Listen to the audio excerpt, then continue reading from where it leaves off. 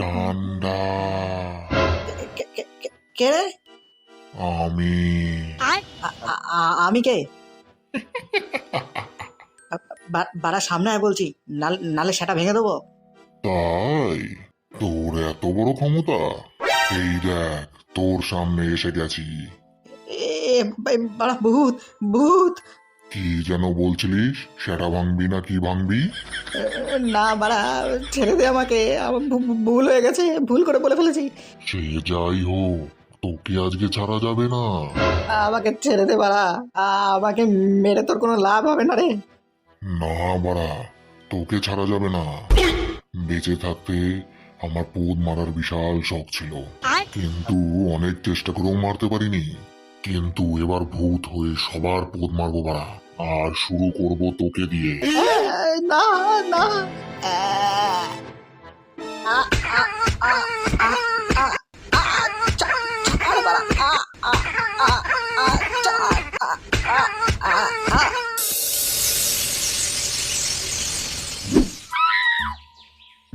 মা, ও মা।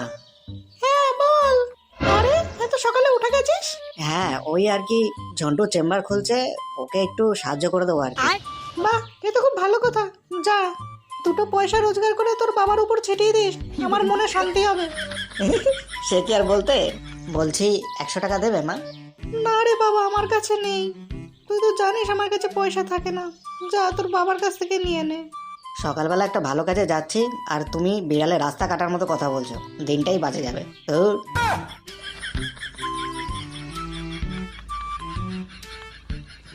হ্যাঁ গো খেচা, চা এখন দেবো না পরে দেবো?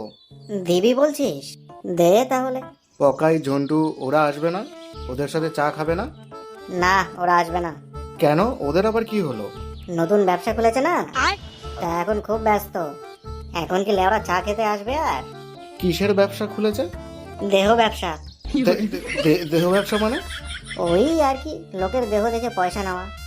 এটা আবার কেমন ধরনের ব্যবসা? তোকে অত বুঝতে হবে না, তুই চাটা দে। হ্যাঁ হ্যাঁ, দিচ্ছি দিচ্ছি। বারা ডান্ডাটা গেল কোথায়? মালটা তো আসার কথা ছিল।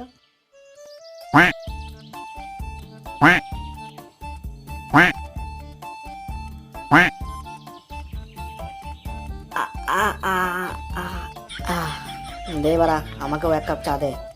তোর আবার কি হলো? ওই সকালে হাগাটা একটু শক্ত হয়েছে তো, তাই পেছনটা একটু ব্যথা আছে। হাগা না পাথর বারা, এত ব্যথা হয়েছে? এই নাও তোমাদের চা।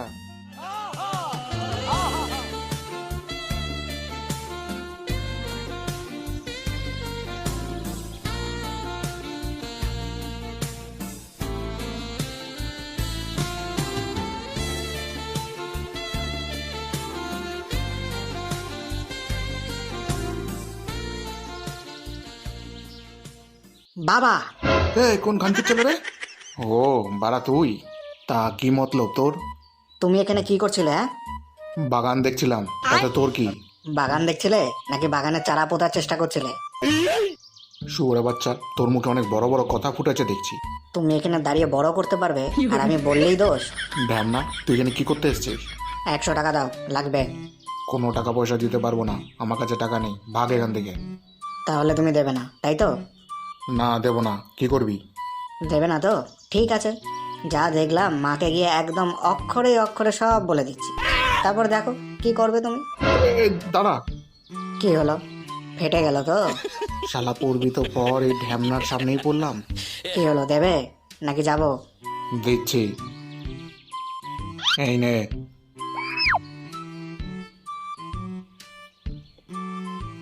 কি হলো, এখনো দাঁড়িয়ে আছিস কেন? দিলাম তো। এটা তো আজকেরটা দিলে, কালকেরটা? শুয়োরের বাচ্চা, নিজের বাপকেও ব্ল্যাকমেল করবি? এখন আর টাকা নেই আমার কাছে, কালকেরটা কালকে দিয়ে দেবো। ঠিক আছে, কোনো ব্যাপার না, বাবা বলে কথা, তো এটুকুনি দয়া মায়া তো করতেই পারি। তাহলে কালকেরটা কালকেই নেব, না হলে মা, বুঝলে তো?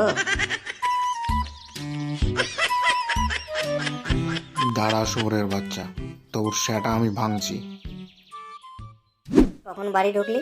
তাড়াতাড়ি ঢুকে গেছি। দেখেছিস, তোকে আমি বললাম না, বাঁশবাগানের মধ্যে দিয়ে যা, তাড়াতাড়ি বাড়ি পৌঁছে যাবি। হ্যাঁ বাড়া, যা বুদ্ধি দিয়েছিস না, একদম ঠাপাতে ঠাপাতে বাড়ি পৌঁছে গেছে। মানে? এই কি ডান্ডা, তুমি কালকে বাঁশবাগানের মধ্যে দিয়ে গেছো? তো কি হয়েছে বাড়া, তোর মুখটা এরকম বেঁকা বড়া হয়ে গেল কেন? আরে ওই বাঁশবাগানে একটা ভূত আছে। একদিন রাত্রিবেলা ওই রাস্তা দিয়ে আমি যাচ্ছিলাম, হঠাৎ দেখি একটা ভূত সামনে। বাড়া বলে কিনা আমার পোদ মারবে। কোনো ক্রমে লেওড়া বেঁচে গেছি, না হলে বাড়া পোদ মেরে দিত আমার। কালকে ভূতে তোর পোদ মেরেছে তাই না বাড়া? ওই জন্য তোর পেছনটা এত ব্যথা। হ্যাঁ বাড়া, মেরেছে মেরেছে আমার পো।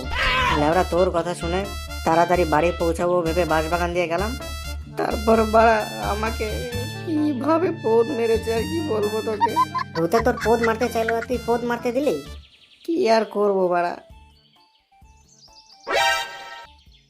আমি হলে ওর বাড়া টেনে গিট পাকিয়ে দিতাম বোকাচোদা। বাড়া পোদ মারা জম্মের মতো ঘুচিয়ে দিতাম, শালা ঠাড়কি ভূত। এই খেচা, এই ভীষণ ভয়ানক ব্যাপার গো। সব ভয়ানক টয়ানক বুঝি না বাড়া। আজকে রাতে যাবো, তুই আমার সাথে যাবি, দেখি বোকাচোদার বাড়ায় কত রস আছে।